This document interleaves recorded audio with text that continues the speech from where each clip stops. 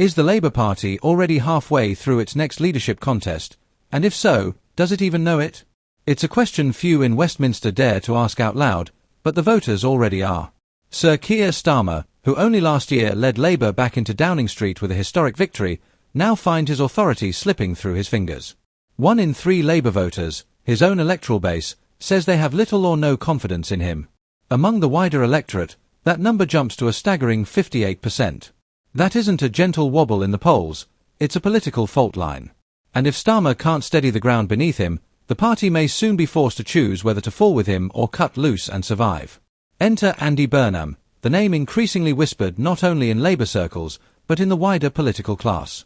Once dismissed as yesterday's man, Burnham is now the frontrunner in a hypothetical leadership race that no one in Labour dares to formally acknowledge, but which is nonetheless beginning to take shape. He's the preferred choice among Labour supporters to take the reins should Starmer step down, outpacing even senior members of the shadow cabinet like Angela Rayner and Wes Streeting. And that preference isn't rooted in tribal loyalty or media buzz, it's coming from a place of raw, desperate pragmatism. Labour voters sense that Burnham, more than anyone in the current front bench, gets its star. He talks like them. He fights like them. And crucially, he wins star. Burnham's appeal is more than personality politics, it's about authenticity and grit.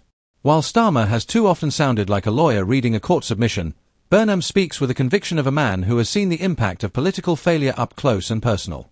From the rail strikes to the NHS waiting lists, the public is growing restless. They don't want management jargon. They want fight. They want honesty. They want a leader who doesn't look like they're forever glancing at a pollster's dashboard.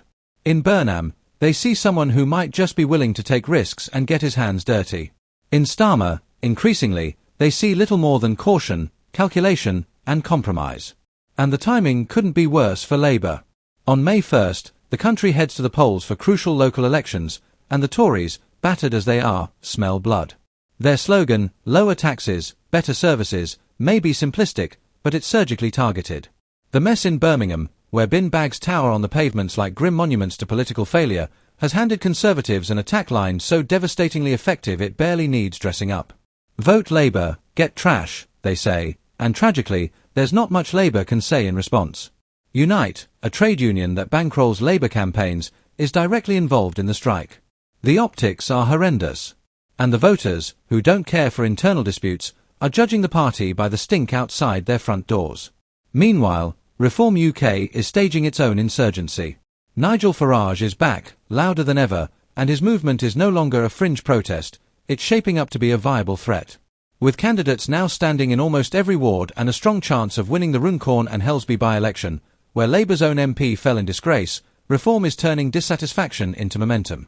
And make no mistake, Farage is not targeting just the Conservatives. He has Labour in his sights too, and if the leadership continues to drift, he will find a foothold among the working-class voters Labour has taken for granted for far too long. The party must face reality. It is not enough to have defeated the Conservatives last year. Victory, once secured, is no longer sufficient to maintain political gravity. Starmer promised stability, but stability without boldness quickly becomes staleness. Labour's rank and file can feel it. The electorate can see it.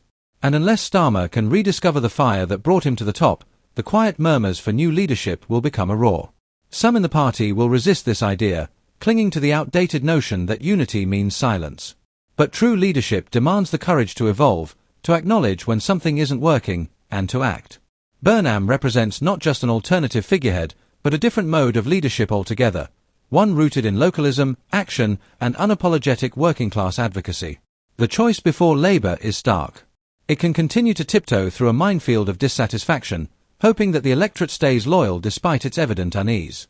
Or it can confront the truth. The current course is unsustainable, and the time to change direction is now, not after the next disaster.